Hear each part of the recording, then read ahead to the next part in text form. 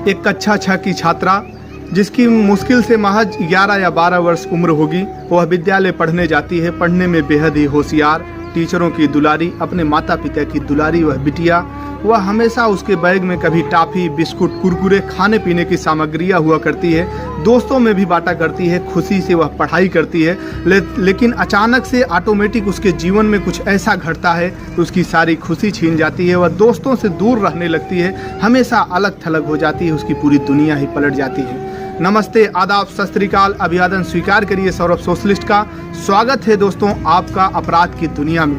अपराध की दुनिया में सच्ची घटनाओं पर आधारित कहानियां आप लोगों के बीच लेकर आता हूं। एक कहानी को रिसर्च करने में काफ़ी सोर्सेज जुटाने पड़ते हैं, कभी न्यूज़पेपर तो कभी वेबसाइट तो कभी फ़ोन कॉल से ज़मीनी हकीकत पर बात करके तब आप लोगों के बीच सच्ची घटना लेकर आता हूं। अगर दोस्तों आप लोग चैनल पर नए हैं तो प्लीज़ हमारे चैनल को सब्सक्राइब कर लें और बेल आइकन को दबा लें, ताकि अगर कोई भी वीडियो आए तो सबसे पहले नोटिफिकेशन आप लोगों के पास पहुंचे। तो देर न करते हुए आइए शुरू करते हैं कहानी को। उत्तर प्रदेश का एक जिला गाजियाबाद, जो दिल्ली से भी सटा हुआ है, इंदिरापुरम क्षेत्र की यह घटना है, जहां पर एक परिवार रहा करता है जिसमें माता पिता और उनकी एक 11 वर्ष की बच्ची रहती है। माता पिता अक्सर ड्यूटी में चले जाते हैं, बच्ची अकेले घर पर रहती है। वह डेली विद्यालय जाया करती है, पढ़कर फिर घर पर आती है, घर पे ही रहती है।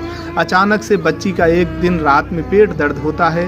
करीब 10 या 11 बज रहे होंगे। अपने माता से कहती है, माँ हमारे पेट में दर्द हो रहा है। माता, जो अक्सर पारिवारिक दवाएं होती हैं, वह बच्ची को लाकर देती है। कहती है कि आप इसको खा लीजिए, इससे आपको आराम हो जाता है।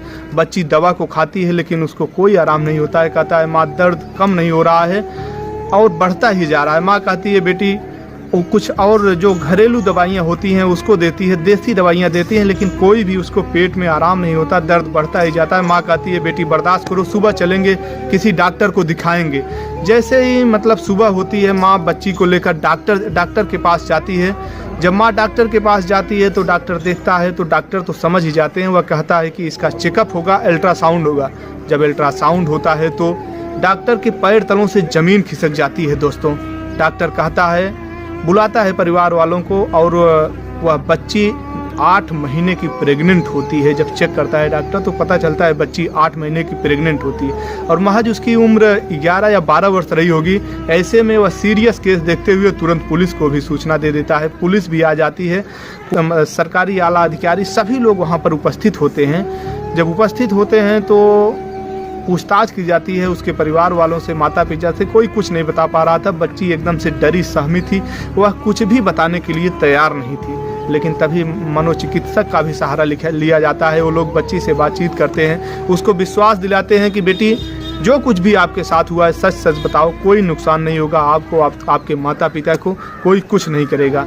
तब बच्ची जो बात बताती है वह बात आपके पैरों तले से ज़मीन खिसका देगी। दोस्तों, बेहद ही निंदनीय है, शर्मनाक है ऐसी घटना, क्योंकि दिल्ली से सटे गाजियाबाद के इंदिरापुरम में जिस कॉलोनी में ये लोग रहते थे वह बिल्डिंग काफ़ी बड़ी थी और ये लोग नीचे वाले फ्लोर पर रहते थे।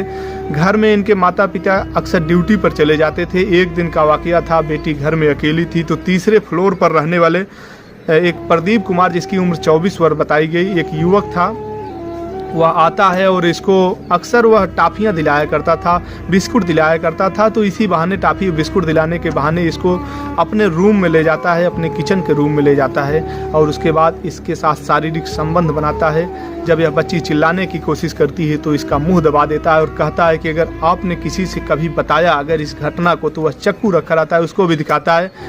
कहता है कि इससे तुम्हारे माता पिता को हत्या कर दूंगा। उसके बाद वह बच्ची चुप हो जाती है, रोती रहती है। कहता है कि शांत हो जाओ, धीरे धीरे सही हो जाएगा। फिर उसको कुछ पैसे देता है, 150 रुपये। उसके बाद वह बच्ची घर चली जाती है। यह घटना सबसे पहले वह 15 जनवरी 2022 को करता है, और जब ये लोग डॉक्टर के पास जाते हैं तो यह करीब लगभग 5 सितंबर 2022, लगभग तब से 8-9 महीने बीत गए होते हैं। 15 सितंबर 2022 को जब इस घटना को प्रदीप कुमार अंजाम देता है तो यह 2 भाई रहते थे, 2 सगे भाई, दोनों तीसरे फ्लोर पर रहते हैं। वह अपने भाई को जाकर बताता है। वह बोलता है कि आज मैंने ऐसे ऐसे उसके साथ किया। उसके बाद उसका जो छोटा भाई था जिसका नाम कल्लू बताया गया, उसकी उम्र भी 19-20 वर्ष है, वह भी उसके साथ यही कार्य करता है, उससे संबंध बनाता उसके बाद 150 रुपये दे देता, टाफियाँ दे देता, बिस्कुटें दे देता, बहका देता था। वह बच्ची थी 11-12 वर्ष की, उसको क्या पता था। धीरे धीरे वह सोचा कि यह शारीरिक नेचुरल वह समझने लगी, वह भी उसी में ढल गई, उसको कुछ भी समझ में नहीं आता है। लेकिन जब 5 सितंबर 2022 को उसके पेट में दर्द होता है, डॉक्टर के पास जाते हैं, डॉक्टर चेकअप करता है, तो ऐसी ऐसी घटना होती है दोस्तों। उसके बाद इन दोनों को गिरफ्तार कर लिया जाता है। 6 सितंबर को इनको जेल में डाल दिया जाता है, मुकदमा चलता है। इसी बीच में ये लोग कोर्ट में भी अर्जी देते हैं, बोलते हैं कि बच्ची का अबॉर्शन करा दें, लेकिन 8 महीने से ज़्यादा हो गया रहता है। तो डॉक्टर बताता है कि खतरा है, अगर एबॉर्शन कराते हैं आप लोग तो बच्ची की जान भी जा सकती है। उसके बाद अक्टूबर में वह बच्ची एक स्वस्थ बच्चे को जन्म देती है। उस समय दोनों आरोपी जेल में रहते हैं। स्वस्थ बच्चे को जब वह जन्म देती है तो उस बच्चे को लेने के लिए लड़की के माता पिता और लड़की भी मना कर देते हैं ये लोग, क्योंकि बच्चे का सवाल था। तो जो बाल संरक्षण की जो संस्थाएं होती हैं वो लोग ले जा कर के बच्चे को पालते पोसते हैं। इसी बीच मुकदमा चल ही रहा था, 15 से ज़्यादा गवाह पेश किए जाते हैं, चार्जशीट दाखिल की जाती है कोर्ट में। उसके बाद सबसे ज़्यादा गवाही मायने रखती है माता पिता और उस बच्ची का। उसके बाद जज जो रहते हैं 21 जनवरी 2023 को उनका फैसला आता है। पॉक्सो कोर्ट के न्यायाधीश हर्षवर्धन इन लोगों को आजीवन कारावास और 50-50 हज़ार रुपये के आर्थिक दंड सुनाते हैं। दोस्तों, इस घटनाक्रम को सुनाने का उद्देश्य किसी का दिल दुखाना नहीं, किसी को परेशान करना नहीं, बस आपको सचेत करना था, आपको जागरूक करना था। अपना ख्याल रखें, व्यस्त रहें, मस्त रहें। अंत में बस यही कहूँगा, किसी का दिल नहीं दुखाएं, क्योंकि ज़िंदगी जीवन बहुत ही छोटा है, कब किसका कहाँ बुलावा आ जाए कोई गारंटी नहीं। जाते जाते बस इतना कहूँगा, अगर आप लोग चैनल पर नए हैं तो प्लीज़ चैनल को सब्सक्राइब कर लें, वीडियो को शेयर करें ताकि और लोग जागरूक हों। दीजिए इजाज़त, जय हिंद। मिलेंगे फिर किसी नए कहानी के साथ नए वीडियो में।